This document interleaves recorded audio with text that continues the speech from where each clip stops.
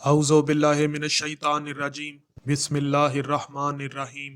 سامعین اور ناظرین، دیوبندی حضرات کے نہایت ہی شعلہ بیان مقرر جو خود کو اہل سنت ظاہر کرتے ہیں لیکن وہ در حقیقت دیوبندی مسلک سے تعلق رکھتے ہیں، انہوں نے ہم سے یہ سوال کیا ہے کہ امام علی علیہ الصلوۃ والسلام کی شہادت پر امام حسن حسین علیہ الصلوۃ والسلام کا طرز عمل کیا تھا، ان کے گھر والوں کا ریئیکشن کیا تھا۔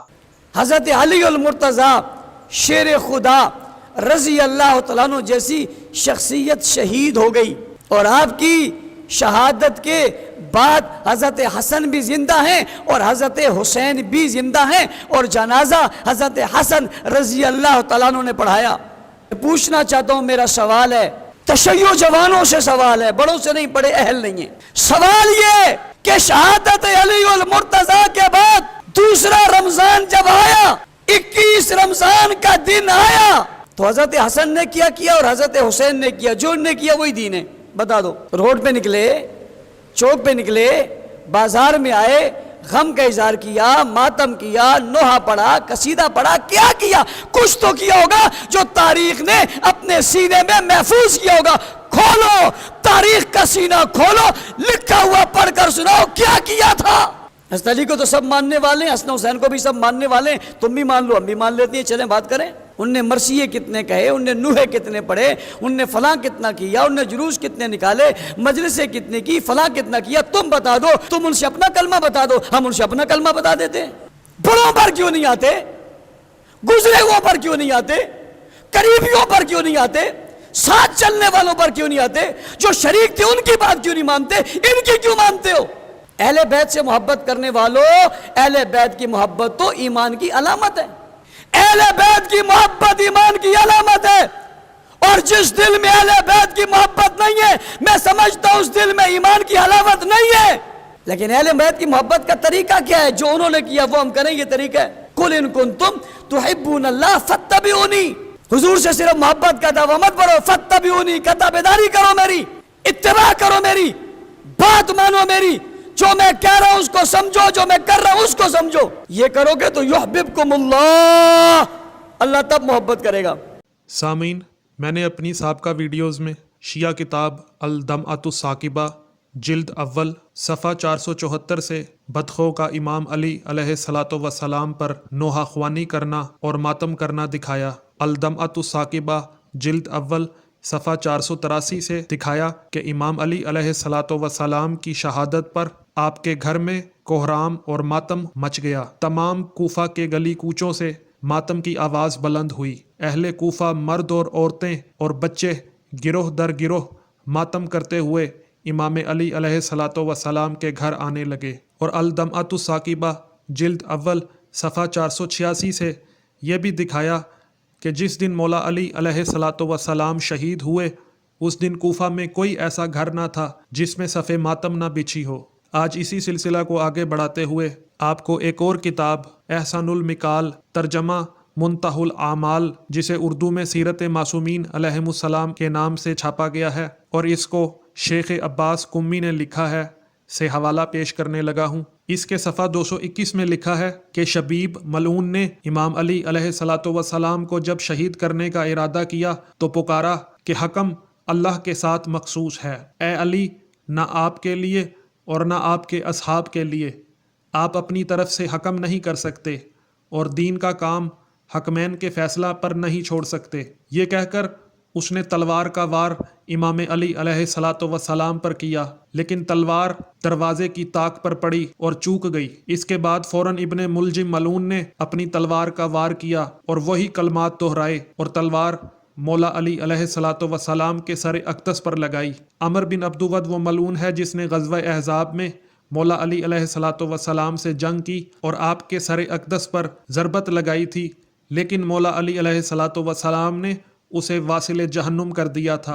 ابن ملجم ملعون نے بھی امام علی علیہ الصلوۃ والسلام کے سر اقدس پر وہیں ضرب لگائی جہاں عمر بن عبدود نے لگائی تھی۔ ضربت کی وجہ سے امام علی علیہ الصلوۃ والسلام کا سر اقدس سجدہ کرنے والی جگہ تک شگافتہ ہو گیا، اور امام علی علیہ الصلوۃ والسلام نے فرمایا بسم اللہ و باللہ و علی ملت رسول اللہ फुस्तु व रब्बिल काबा, रब काबा की कसम मैं कामयाब हो गया।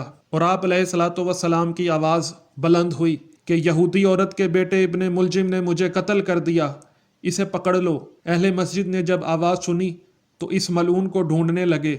लोगों की आवाज़ें बुलंद हुईं और हालत दगरगूं हुई। बस सब लोग महराब की तरफ दौड़े। देखा कि इमाम अली अलैहिस्सलातु वस्सलाम महराब में गिरे हुए हैं और आपका फ़र्क मुबारक शगाफ्ता और फट चुका है, और आप अलैहिस्सलातु वस्सलाम मट्टी उठाकर ज़ख़म पर डाल रहे हैं और इस आयत की तलावत कर रहे हैं, मिनहा खलकनाकुम व फीहा नईदुकुम व बैनहा नजरुकुम तारत उखरा, यानी ज़मीन से हमने तुम्हें पैदा किया और ज़मीन में तुम्हें पलटाएंगे और दोबारा तुम्हें निकालेंगे। फिर इमाम अली अलैहिस्सलातु वस्सलाम ने फरमाया, हुक्म खुदा आ गया है और रसूल सल्लल्लाहु अलैहि वसल्लम का कौल सच्चा हुआ। लोगों ने देखा कि आप अलैहिस्सलातु वस्सलाम के सर का खून आपके चेहरा और दाढ़ी मुबारक पर जारी हो गया है और आपकी दाढ़ी खून से खिजाब है, और आप अलैहिस्सलातु वस्सलाम फरमा रहे हैं कि ये वही वादा है जो खुदा और उसके रसूल ने मेरे साथ किया था। जब इब्ने मुलजिम ने ज़रब लगाई तो ज़मीन हिलने लगे, आसमान के फरिश्तों की सदाएं गूंजने लगीं, सख्त किस्म की आंधी चलने लगी, दुनिया जहां तारीख हो गया। जिब्राइल आसमान और ज़मीन के दरमियान मनाती करने लगा, जिसे लोगों ने सुना था। वो कहता था कि खुदा की कसम, हिदायत के रुकन टूट गए, इल्म नबूवत के सितारे तारीक हो गए, परहेजगारी के निशानात मिट गए, उर्वतुल वुस्काए इलाही अलग हो गया, मुस्तफ़ा का पिसरे अम कत्ल हो गया, सैयद ओसिया अलीउल मुर्तज़ा शहीद हो गए, उन्हें बदतरीन अशकिया ने शहीद किया। जब जनाब उम्मे कलसूम सलामुल्लाह अलैहा ने ये आवाज़ सुनी तो अपना मुंह पीट लिया। जी औरंगजेब फारूकी साहब, अली के घर वालों ने, अली की दुख्तर ने, अली की बेटी ने अपना चेहरे का मातम कर लिया। She slapped on her face और फरियाद की, वाह अबाता हो, वाह अलिया हो, वाह मोहम्मद हो। बस हुसैन अलैहिमुस्सलाम घर से मस्जिद की तरफ दौड़े तो देखा कि लोग नोहा व फरियाद कर रहे हैं और कहते हैं, वाह इमाम हो, वाह अमीरुल मोमिनीन।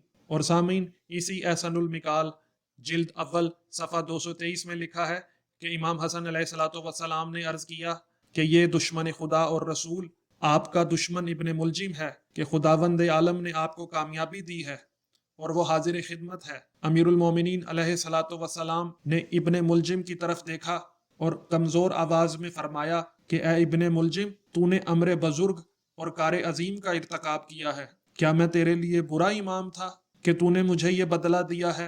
क्या मैंने तुझे मोरिद रहमत नहीं करार दिया था? क्या मैं तुझे दूसरों पर तरजीह नहीं देता था? क्या तुझसे एहसान नहीं करता था और तुझ पर ज्यादा बख्शिश नहीं की?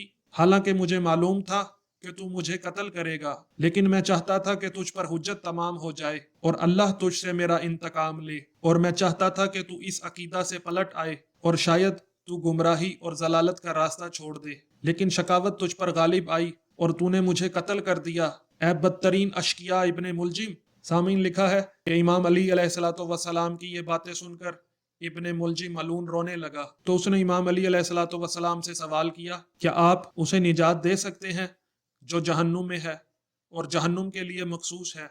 उस वक्त मौला अली अलैहिस्सलातु वस्सलाम ने करीम इब्ने करीम इमाम हसन अलैहिस्सलातु वस्सलाम से सिफारिश की और फरमाया कि ए बेटा, अपने कैदी के साथ नरमी के साथ पेश आना और शफकत और रहमत का रास्ता इख्तियार करना।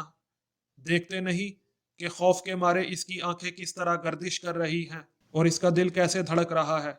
तो करीम इब्ने करीम इमाम हसन अलैहिस्सलातु वस्सलाम ने अर्ज किया कि मौला, इस मलून ने आपको कत्ल किया है और हमारे दिलों को तकलीफ पहुंचाई है, बावजूद इसके कि आप हमें हुक्म देते हैं कि इससे नरमी से पेश आएं। तो मौला अली अलैहिस्सलातु वस्सलाम ने फरमाया कि ए बेटा, हम अहले बैत रहमत व बख्शिश हैं, बस वो खाना इसे खिलाना जो खुद खाओ और वो पिलाना जो खुद पियो। अगर मैं दुनिया से चल बसूं तो इसका कसास लेना और इसे कत्ल करना, लेकिन इसके जिस्म को आग में ना जलाना और इसे मुसला ना करना, यानी इसके हाथ पांव, नाक और जिस्म के बाकी आज़ा को, बाकी पार्ट्स ऑफ बॉडीज को ना काटना, क्योंकि मैंने तुम्हारे नाना रसूलुल्लाह सल्लल्लाहु अलैहि वसल्लम से सुना था कि लाश का मुसला ना करना اگرچہ کاٹنے والا کتا ہی کیوں نہ ہو۔ اگر میں زندہ رہا تو میں بہتر جانتا ہوں کہ اس سے کیا سلوک کرنا ہے، اور میں زیادہ حق رکھتا ہوں کہ اسے معاف کر دوں، کیونکہ ہم وہ اہل بیت ہیں کہ گناہ گار کے ساتھ سوائے عفو و کرم کے اور کچھ نہیں کرتے۔ اسامین اس میں لکھا ہے کہ امام علی علیہ الصلوۃ والسلام کو مسجد سے اٹھا کر انتہائی کمزوری اور بے حالی اور ناتوانی کے عالم میں گھر کی طرف لے چلے، اور ابن ملجم کے ہاتھ بندھے ہوئے تھے، اسے ایک مکان میں قید کر دیا گیا، اور لوگ آپ علیہ الصلوۃ والسلام کے دولت قضا کے گرد فریاد اور گریہ و زاری اور واویلا کر رہے تھے، اور قریب تھا کہ اپنے آپ کو ہلاک کر دیں۔ اور سامعین، اسی کتاب احسن المقال جلد 1 صفحہ 225 میں لکھا ہے کہ امام علی علیہ الصلوۃ والسلام نے اپنے فرزند ارجمند امام حسن علیہ الصلوۃ والسلام سے ابن ملعون کو کھانا پینا دینے کی سفارش کی۔ اور شیخ مفید اور دوسرے علماء نے روایت کی ہے کہ جب ابن ملجم ملعون کو قید کر دیا گیا تو جناب ام کلثوم نے فرمایا کہ اے دشمن خدا، تو نے امیر المومنین کو قتل کیا ہے۔ تو وہ بدبخت کہنے لگا کہ میں نے امیر المومنین کو نہیں بلکہ تمہارے باپ کو قتل کیا ہے۔ تو جناب ام کلثوم نے فرمایا کہ میں امید رکھتی ہوں کہ میرے بابا ضربت سے شفا پائیں اور اللہ تجھ پر دنیا و آخرت میں عذاب کرے۔ تو ابن ملجم ملعون کہنے لگا، میں نے یہ تلوار 1000 درہم میں خریدی ہے، اور مزید 1000 درہم اس پر اس لیے خرچ کیے کہ اسے زہر آلود کیا جائے۔ میں نے علی کو ایسی ضربت لگائی ہے کہ اگر اسے اہل زمین پر تقسیم کیا جائے تو اس سے سب ہلاک ہو جائیں۔ اور ابو الفرج نے نقل کیا ہے کہ امیر المومنین کے علاج کے لیے کوفہ کے تمام اتباع و حکماء جمع کیے گئے، اور ان میں علم جراحی میں سب سے زیادہ عالم ایک شخص اسیر بن عمر تھا۔ جب اس نے امام علی علیہ الصلوۃ والسلام کے زخم کو دیکھا تو اس نے بکرے کی تازہ گرم گودے والی ہڈی یعنی مغز والی ہڈی منگوائی۔ جب اس ہڈی کو لے آئے تو اس کی ایک رگ اس نے باہر نکالی اور اسے شگاف زخم میں رکھ دیا، اور اس میں پھونکے مارنے لگا یہاں تک کہ اس کے اطراف زخم کے آخر تک پہنچ گئے۔ تھوڑی دیر اس کو اسی طرح رہنے دیا، پھر اٹھا کر اسے دیکھا تو امام علی علیہ الصلوۃ والسلام کے مغز سر کی سفیدی اس میں نظر آئی۔ اس نے امیر المومنین علیہ الصلوۃ والسلام سے عرض کی کہ آپ وصیت فرمائیں، کیونکہ اس دشمن خدا کی ضربت اپنا کام کر چکی ہے اور سر کے مغز تک پہنچ چکی ہے، اب معاملہ تدبیر سے نکل چکا ہے۔ اور سامعین، اسی کتاب احسن المقال میں لکھا ہے کہ جب امام علی علیہ الصلوۃ والسلام امام حسن علیہ الصلوۃ والسلام کو وصیتیں کر چکے تو پھر فرمایا کہ اے حسن، جب میں دنیا سے چل بسوں تو مجھے غسل و کفن دینا اور اپنے نانا رسول خدا صلی اللہ علیہ وآلہ وسلم کے بقیہ حنوط کے ساتھ حنوط کر دینا، اور جب مجھے تابوت میں رکھو تو اس کے اگلے حصے کو نہ اٹھانا بلکہ اس کے پچھلی طرف رہنا، اور جدھر میرا تابوت جائے اس کی پیروی کرنا، اور جہاں جا کر رک جائے تو سمجھ لینا کہ یہی میری قبر ہے۔ میرا جنازہ زمین پر رکھ دینا، اور اے حسن، تم مجھ پر نماز پڑھنا اور 7 تکبیریں کہنا، اور جان لو کہ میرے علاوہ کسی کے لیے 7 تکبیریں جائز نہیں سوائے تمہارے بھائی حسن کے، اس فرزند کے جو قائم آل محمد اور اس امت کے مہدی ہیں، جو مخلوق کی ناہمواریوں کو درست کریں گے۔ جب میری نماز جنازہ سے فارغ ہو جاؤ تو جنازہ کو اٹھا کر وہاں کی مٹی کھودنا، تو کھدی ہوئی قبر اور بنی ہوئی لحد اور لکڑی کا ایک تختہ تمہیں ملے گا جو میرے دادا نوح علیہ السلام نے میرے لیے بنایا تھا۔ مجھے اس تختہ پر لٹا دینا، اور 7 بڑی اینٹیں وہاں تمہیں ملیں گی، انہیں میرے اوپر چن دینا، تھوڑی دیر انتظار کرنا، اس کے بعد ایک اینٹ ہٹا کر قبر میں دیکھنا، میں قبر میں موجود نہیں ہوں گا، کیونکہ میں تمہارے نانا رسول خدا صلی اللہ علیہ وآلہ وسلم سے جا ملوں گا۔ اگر نبی مشرق میں سپرد ہو اور اس کا وصی مغرب میں دفن ہو تو ضرور خداوند عالم اس وصی کی روح اور جسم کو اس کے نبی کی روح اور جسم کے پاس بھیج دیتا ہے، پھر تھوڑی دیر کے بعد ایک دوسرے سے جدا ہو جاتے ہیں اور اپنی اپنی قبروں میں پلٹ جاتے ہیں۔ پھر میری قبر کو مٹی سے بھر دینا اور اس جگہ کو لوگوں سے پوشیدہ رکھنا۔ جب دن بڑھ جائے تو تابوت ناکا پر رکھ کر کسی کو دینا کہ وہ مدینہ کی طرف لے جائے، تاکہ لوگوں کو معلوم نہ ہو کہ میں کہاں دفن ہوا ہوں۔ اور امام صادق علیہ الصلوۃ والسلام سے روایت ہے کہ امیر المومنین علیہ الصلوۃ والسلام نے امام حسن علیہ الصلوۃ والسلام سے فرمایا کہ میری قبریں 4 جگہ بنانا، ایک مسجد کوفہ میں، دوسری رہبہ کے درمیان، تیسری نجف میں، اور چوتھی جادہ بن حبیرہ کے گھر میں، تاکہ کسی کو میری قبر کا پتہ نہ چل سکے۔ اور سامعین لکھا ہے کہ وصیتیں کرنے کے بعد امام علیہ الصلوۃ والسلام کی پیشانی مبارک پسینہ سے تر ہو گئی، اور آپ علیہ الصلوۃ والسلام نے آنکھیں بند کر لیں اور قبلہ رخ ہو کر پاؤں دراز کر لیے اور فرمایا اشہد ان لا الہ الا اللہ وحدہ لا شریک لہ واشہد ان محمدا عبدہ ورسولہ، یہ کہہ کر قدم شہادت کے ساتھ جنت کی طرف روانہ ہو گئے۔ یہ واقعہ 21 رمضان 40 ہجری کو پیش آیا۔ اس وقت گریہ و زاری کی صدا گھر سے بلند ہوئی تو اہل کوفہ کو معلوم ہوا کہ آپ کا انتقال ہو گیا ہے۔ تمام شہر کوفہ سے آزار نالہ و گریہ آپ کی وجہ سے مثل اس دن کے بلند ہوئی کہ جس دن رسول خدا صلی اللہ علیہ وآلہ وسلم نے دنیا سے انتقال فرمایا تھا۔ اس رات آفاق و اطراف آسمان متغیر ہو گئے، فرشتوں کی تسبیح و تقدیس کی آواز فضا سے سنائی دیتی تھی، اور قبائل جنات نوحہ اور گریہ کرتے تھے اور مرثیہ پڑھتے تھے۔ اور سامعین، اسی کتاب میں یہ بھی لکھا ہے کہ شہادت امام علی علیہ الصلوۃ والسلام پر امام حسین علیہ الصلوۃ والسلام گریہ کرتے تھے اور کہتے تھے لا حول ولا قوت الا باللہ العلی العظیم، اے بابا آپ کے غم سے ہماری کمر ٹوٹ گئی، انا للہ و انا الیہ راجعون۔